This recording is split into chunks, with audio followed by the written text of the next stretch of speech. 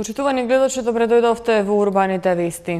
Македонското здружение на филмски продуценти е примено како полноправен член во Меѓународната федерација на асоциации на филмски продуценти на Генералното собрание на организацијата што се одржа на 20 мај во Кан. Како што соопшти Македонското здружение, се работи за моќна организација во која членуваат 38 продуцентски организации од повеќе од 30 земји на 5 континенти, меѓу кои се и сите големи кинематографии како Франција, Германија, Кина. Со оваа информација ги започнуваме денешните вести, а и ве што ќе гледате во нив. Одржан прв симпозиум за малиген меланом во пораст новозаболени од рак на кожа. УКИМ одбележува 68 години од основањето. Реконструирани автобуските на Партизанска кај Боњаковец. Значително е намалено земјоделското производство. 70% попуст на летниот саем на книга кој од утре започнува во Рамстормол. Нови предизвици во лекувањето и третманот на малиген меланом беше насловен симпозиумот за малиген меланом кој се одржа денеска во организација на Борка во Музеот на македонската борба. Со овој симпозиум сметаат дека ова прашање за лекувањето и третманот, кои се еден од основните проблеми, ќе се подигне на повисоко ниво. Во рамки на месец мај, светскиот месец за подигнување на свеста на населението за меланом, денеска се одржа прв симпозиум за малиген меланом насловен Нови предизвици во лекувањето и третманот на малиген меланом, акредитиран од Лекарската комора, во организација на Здруженијето за борба против рак Борка. Овој симпозиум се однесува на новите предизвици во лекувањето и третманот на меланомот, рак на кожа. Како што истакна председателката на Борка, Бива Додева, еден од основните проблеми се новите терапии кои од минатата година се достапни, но не сите. Еден од основните проблеми се новите терапии кои што од минатата година се достапни, меѓутоа не сите, и веќе имавме доли некакви проблеми нели за нови набавки, односно за малку ќе останеа пациентите без овие лекарства. Затоа сме среќни што ќе можеме нели ова прашање да го подигнеме на едно многу повисоко ниво, кое што заедно и со Борка, заедно со Алијансата на пациентски организации го потикну уште минатата година, а тоа е создавање на еден посебен фонд токму за малигни, за терапии кои што ќе бидат достапни на пациентите за малигните заболувања, и исто така имплементирање на нова национална стратегија за контрола на ракот во Република Македонија. Од Алијансата за пациентските организации истакнаа дека мора да се залагаат за континуирана и навремена терапија за пациентите и сметаат дека најдобро е да се направи посебен фонд за лекови кои ќе бидат иновативни за рак. Мораме да се залагаме за континуирана и навремена терапија за пациентите, не само за ракот, туку за сите болести, дали се ретки или чести, не сме терапијата да доцне, не сме да има недостаток на лекови. Токму и затоа сметаме дека можеби е најдобро и да се направи некој посебен фонд за лекови кои ќе бидат иновативни за рак, со кои ќе можат да преку кои ќе се набавуваат сите потребни лекови за пациентите со рак. Значи минатата недела се случивме со проблем каде што ќе останеа без лекови пациенти со меланом, што ќе беше навистина страшно, затоа што кога ќе се започне со една терапија, таа иста терапија треба да продолжи да се прима. Кога пациентите ќе се остават без терапија, тоа значи дека се оставаат тие истите да умрет. Тоа не смее да се дозволи, значи терапијата мора да биде достапна за сите. Доктор Зорица Зафировиќ од Универзитетската клиника за кожни и венерични болести ја истакна важноста на европската кампања за борба против меланом на кожа и нагласи дека се организираат бесплатни прегледи по дерматолошките институции во Македонија, на кои граѓаните ќе може дамките од на кожа да ги прегледаат кај дерматолозите. Како поддржувачи вклучени сме во европската кампања за борба против карцином на кожа, поточно меланом на кожа. Евромеланома се организира на 29, 30 и 31 мај оваа година. Централен настан се бесплатните прегледи во дерматолошките институции низ Република Македонија. Населението има за цел, има всушност можност да дојде во нашите ординации и да се прегледа бесплатно. Значи, дамките на кожата да ги провериме ние, дерматолозите во дерматолошките институции низ државата. Трендот на меланомот е во пораст и се препорачува на времено откривање и заштита на кожата од прекумерното UV зрачење. Исто така докторите апелираа да се внимава на изгореници во детството и адолесценцијата, кои представуваат најважен период од животот на една индивидуа. Универзитетот Свети Кирил и Методи денеска одбележа 68 години од основањето со молебен пред споменикот на браќата просветители на универзитетскиот кампус, доделување плакети и награди и вечерва со свечена академија и концерт во Македонската опера и балет. Универзитетот Свети Кирил и Методи во Скопје денеска одбележува 68 години од основањето. Во универзитетскиот кампус се одржа молебен со кој чинно начествуваше архиепископот Охридски и Македонски господин Стефан. Делегации положија цвеќе пред споменикот на Кирил и Методи на универзитетскиот кампус, а во ректоратот се одржа научна дебата импакт фактор да или не. Свечената академија се одржува вечерва во Македонската опера и балет. Спортскиот центар Борис Трајковски за прв пат работи со добивка. Повеќе информации за ова следува подосна во вестите. Град Скопје ги реконструираше автобуските постојки на Партизанска кај Буњаковец, а во наредниот период ќе се реконструираат уште 3 автобуски стојалишта пред Градежниот факултет и од спротива и автобуската станица кај спортската сала во Автокоманда. Екипите на градот Скопје денеска го асфалтираат автобуското стојалиште Соборен храм на булеварот Партизански одреди, кое се реконструираше изминативе неколку дена. Како што соопшти градот Скопје, во текот на градежните работи беше изгребан стариот вдлабнат и оштатен асфалт во должина од 120 метри. Беше извршена санација на долниот тампонски слој и беше вградена полимерна мрежа. Финалниот асфалтен слој што се нанесува е од типот Split Mastic 16.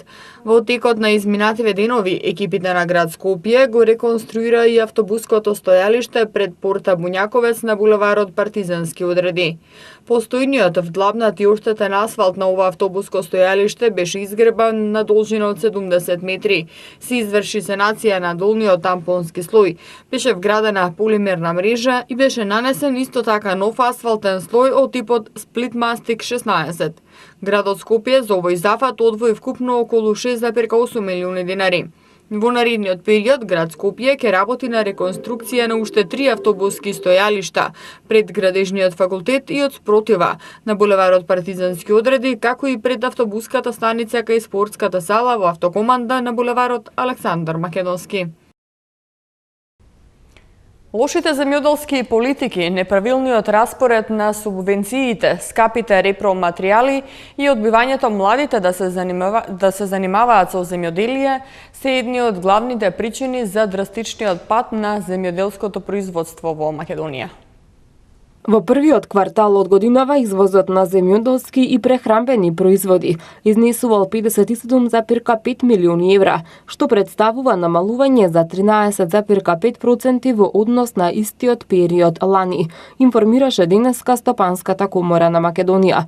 Во истиот период за 14% намален е и откупот на домашните производи. Во првите 3 месеци од годинава увозот на земјоделски и прехранбени производи е зголемен за 8,5% во однос на лани и изнесува 130 милиони евра. Причини за ваквата состојба во земјоделството се што нема напредок во квалитетот и конкуренцијата, лошите земјоделски политики, неправилниот распоред на субвенциите и скапите репроматеријали.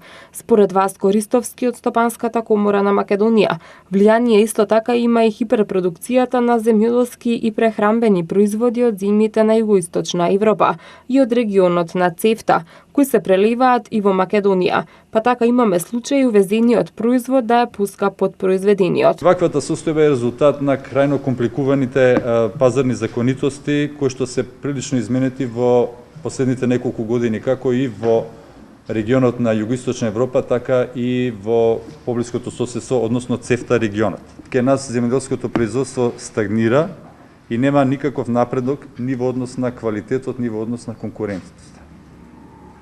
Сето тоа се должи на неколку фактори, како што се не така добра земјоделска политика, распределба на субвенциите, скапите репроматеријали, но и несоодветната откупна политика, кои доведоа до состојбата која што е во моментов теренот, а сето тоа дополнително ги компликува и состојбите со младото и работоспособно население од руралните области кои се повеќе бегат и го напуштаат земјоделството. Друг проблем што придонесува за влошување на состојбите во земјоделието е и одливот на младата работна сила во странство, како и тоа што младите не сакаат да работат во оваа гранка. Овие состојби во земјоделството се преливаат и на органското производство кое од 2011 година до сега е намалено за 50% како во однос на бројот на производители, така и во однос на засадена површина. Најголем проблем кај органското производство е организираниот откуп и извоз. Ако државата не помага во откупот, тогаш производителите се приморани да го продаваат по конвенционален начин, а се работи за производи кои се брзо расипливи, додаде Ристовски. 70% попуст на летниот саем на книга во Рамстор. Повеќе детали за овој летен саем дознавате малку подоцна. Спортскиот центар Борис Трајковски од своето постоење во 2016 година за прв пат работи со добивка. Ова денеска го истакна директорот на Спортскиот центар Златко Перински, кој истакна дека цените за спортските клубови, како и за националните федерации се подостапни и поради тоа изминатите 3 години Спортскиот центар рушеше рекорди во однос на настани на кои беше домаќин. Директорот на Спортскиот центар Борис Трајковски на денешната пресконференција информира дека во 2016 година за прв пат од основањето Спортскиот центар работи со добивка, која пред оданочување изнесува цели 44 милиони 524.695 денари. Спортскиот центар Борис Трајковски бележи значително зголемување на вкупните приходи, односно за 146% споредбено со 2014-2016 година, нагласи Перински. Тој додаде дека цените на спортските клубови, како и за националните федерации, се подостапни и поради тоа изминатите 3 години Спортскиот центар рушеше рекорди во однос на настани на кој беше домаќин. На теренот на ВИП арената се отиграа повеќе од 135 спортски надпревари од различни спортови во домашни и меѓународни првенства и бевме домаќини на 4 европски првенства. Исто така во ВИП арената одржани беа повеќе од 70 концертни манифестации. Минатата година бевме домаќини и на светско првенство во борење кое предизвика особена заинтересираност во јавноста. Капацитетите и условите кои ги нудиме исто така се достапни буквално за секој граѓанин. Во секој период од годината да може да се пронајде во некој од нашите понуди и да се забавува и рекреира согласно потребите. Тоа се должи на нашата грижа, бидејќи Спортскиот центар Борис Трајковски постои за граѓаните, потенцираше Златко Перински. Исто така соопшти дека Спортскиот центар Борис Трајковски е во последна фаза од финализирање на потребните технички документи од проектирањето на тениската арена, која во својот состав ќе има гимнастичка сала и сала за боречки спортови. 7 издавачи од Македонија ќе домаќин. Попуст до 70% на определени дела на предстојниот летен саем на книга, кој ќе се одржува од утре па до 28 мај во Рамстор мол. Македонската асоциација на издавачи во рамки на своите заложби за популаризација на книгата и културата на читање организира летен саем на книгата. Летниот саем на книга започнува утре и ќе трае се до 28 мај во Рамстор мол. Годинава понудата на издавачки куќи е навистина голема и со сигурност секој посетител ќе може да си најде книга по свој вкус. Организаторите најавуваат намалување и до 70% на определени дела. На саемот ве очекуваат голем број нови наслови, промоции, подароци и секако попусти. На летниот саем на книга, кој ќе се одржи во Рамстор, ќе учествуваат 7 издавачи, членови на Македонската асоциација на издавачи: Антолог, книжевен центар, Едука Мак, Сакам книги, КСЦ Полица, издавачки центар 3, Литература МК и Култура во светот на книгите. Овој саем представува одлична можност за да си ги набавите омилените дела и на вистински начин да уживате во летото и летните одмори. Представата за жртвите во терористичките напади насловена "А што потоа" се изведува денеска и утре во Џебното кино во Младинскиот културен центар. Како локации за обработка на темата се земени градовите во кои се случил напад. Во Џебното кино на Младинскиот културен центар денеска и утре се изведува представата "А што потоа" во режија на Драгана Гунин, која раскажува за жртвите од терористичките напади и војни, конкретно за војната во Сирија. Како локации за обработка на темата се земени градовите во кои се случил напад: Париз, Берлин, Анкара, Брисел, Истанбул, Ница и Дамаск. Представата е работена целосно волонтерски и без буџет. Обработува длабоко хумана тема, а тоа се прерано прекинатите животи на невините жртви на се почестите терористички напади на секаде низ светот. Оваа представа е на некој начин спомен за сите жртви кои во вестите за нападите се представени преку број, а во представата "А што потоа" тие се приказни без крај, за кои сепак некој одлучил да им стави точка, соопшти Театар Независен. Во представата играат актерите Бојан Лазаров, Јанка Левкова, Нина Максимова, Марија Наумов, Дарко Ристовски, Благојчо Стојанов и Емине Халил. Поради закажани технички зафати во електросистемот, утре во одредени периоди од денот повеќе делови од Скопје ќе останат без напојување со електрична енергија. Од 8:30 до 13:30 часот, утре без струја ќе бидат корисниците од селата Бунарџик, Амаелија, Гранд Завар и покрај патот за село Бунарџик во општина Илинден. Во период од 9 до 11 часот без струја ќе бидат корисниците од улицата Македонија, од Рекорд, Мекиците на стража до улицата Луј Пастер, објектот на Технометал Вардар, улицата Ѓуро Стругар, хотелот Бест Вестерн, домот Мајка Тереза и сите објекти во околината на општина Центар. Од 11:30 до 13:30 часот без струја ќе бидат дел од корисниците од булеварот Асном, број 2 и број 4, полициската станица Аеродром и корисниците во околината. Дел од корисниците од селото Рашче ќе бидат без струја од 9 до 14 часот, а од 10 до 12 часот дел од корисниците од Усија. Во временски период од 7 до 8 часот без струја ќе бидат корисниците во селата Грушино, Мршевци, Делјадровци, Бујковци и Бучинци во општина Илинден, а од 9 до 11 часот дел од корисниците на улицата Злетовска, Нов живот и Брсјачка Буна во општина Шуто-Оризари. Како што соопшти регионалниот центар за управување со кризи Скопје, прекините се поради закажани технички зафати во електросистемот.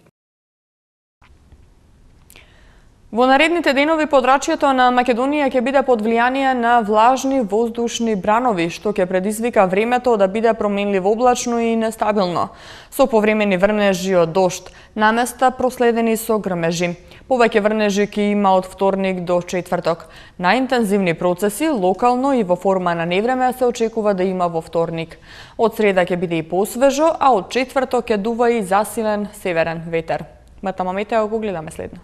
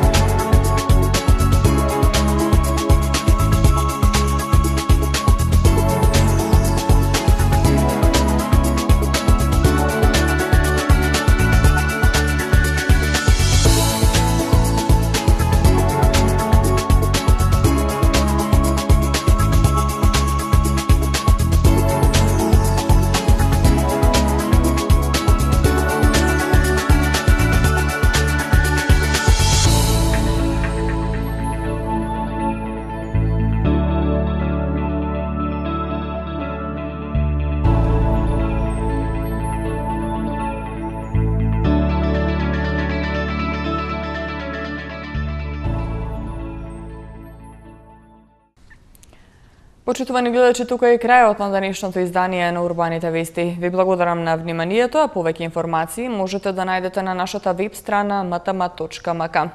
Имајте пријатна вечер, спортските вести се следни.